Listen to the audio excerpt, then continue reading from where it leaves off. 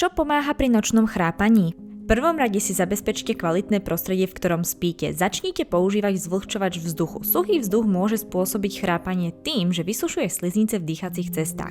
Ďalej vyskúšajte špeciálne vyhrievacie vankúše a vankúše proti chrápaniu.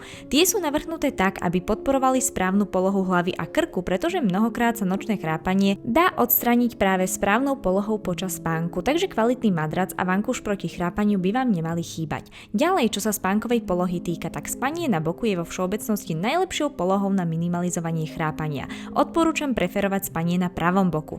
A zároveň sa postarajte aj o voľné prínosové, respektíve nosné dutiny. Sliznica nesmie byť podráždená a nos upchatý. Prípadne vyskúšajte aj tieto pomôcky, ktoré pomáhajú voľnejšie dýchať. Fungujú tak, že fyzicky rozťahujú nosné dierky a vám sa lepšie dýcha.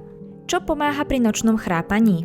V prvom rade si zabezpečte kvalitné prostredie, v ktorom spíte. Začnite používať zvlhčovač vzduchu. Suchý vzduch